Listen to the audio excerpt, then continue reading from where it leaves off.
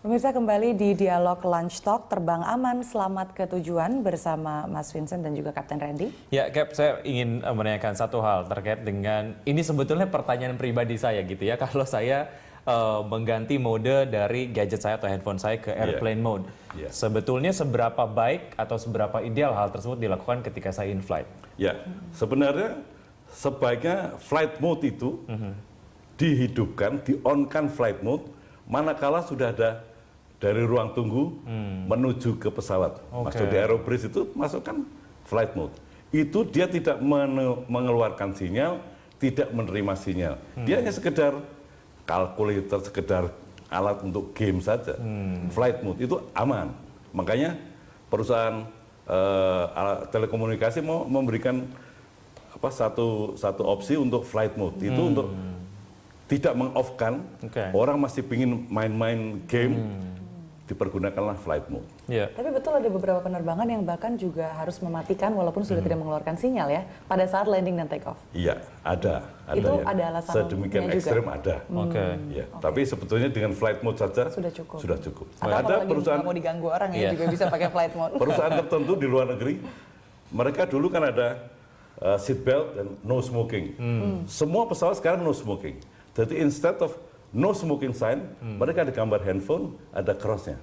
Jadi begitu pesawatnya mulai desain begitu, mulai turun, itu dilarang mempergunakan alat-alat elektronik sudah.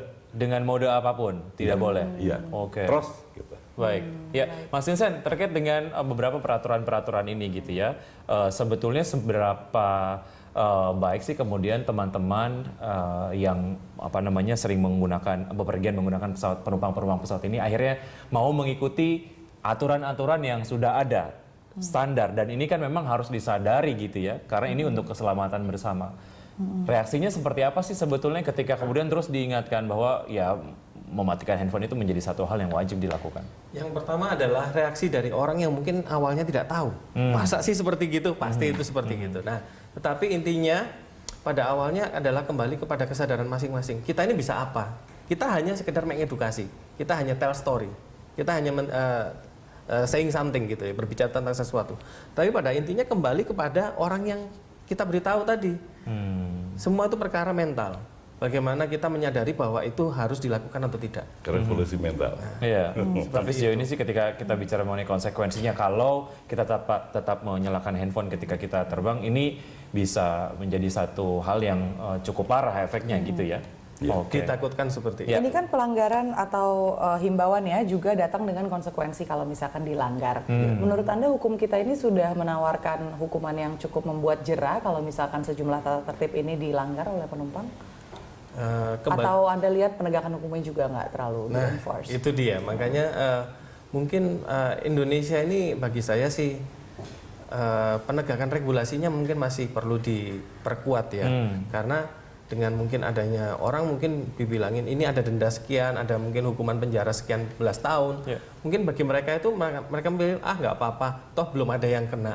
Nah, tetapi dari hal seperti itu ya kita berharap dari segi regulator terutama pemerintah lebih ketat. Mungkin bukan hanya sekedar orang yang harus mengawasi di dalam pesawat, mungkin dari awak pesawatnya sendiri bisa berlaku dan melaporkan tindakan tersebut kepada pihak bandara atau apa yang untuk diambil tindakan. Artinya Indoflyers juga belum memiliki sebuah cerita benar-benar seorang penumpang pesawat yang melanggar regulasi kemudian diganjar hukuman karena itu. Nah, kalau misalnya kalau bicara tentang siapa yang kena atau tidak, minimal sudah pernah ada terjadi yang diturunkan.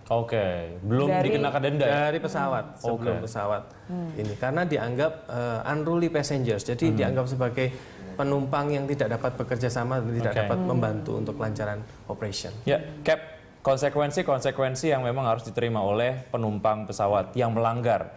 Selama pengalaman Kapten, ini sejauh ini seperti apa? Apa saja kasusnya? Pernah nggak? Pasti ada cerita menarik dong. Sebenarnya ada undang-undangnya, Undang-Undang Nomor 1 Tahun 2009. Itu semuanya tentang pelanggaran-pelanggaran apa saja yang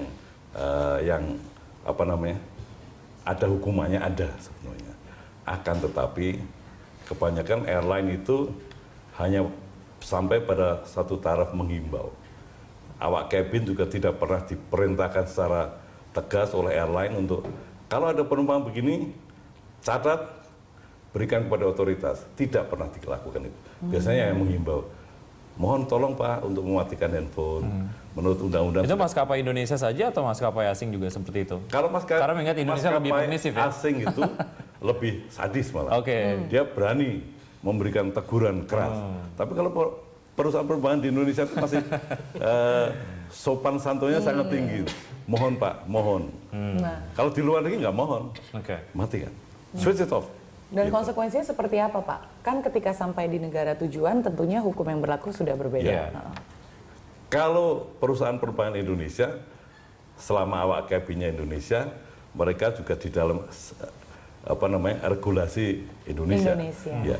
Tapi kalau perusahaan asing, itu mereka bilang switch it off. Kalau orangnya 2 kali sampai tidak melakukan, akan dicatat. Dan para awak kabin itu bisa memberikan catatan ini kepada otoritas setempat, dalam ini security, untuk orangnya bisa diturunkan atau dapat denda. Oke. Baik. Iya. Kak Ferdinand dan juga Mas Vincent, kita rehat lagi sejenak. Pemirsa, dialog akan kembali usai jeda berikut.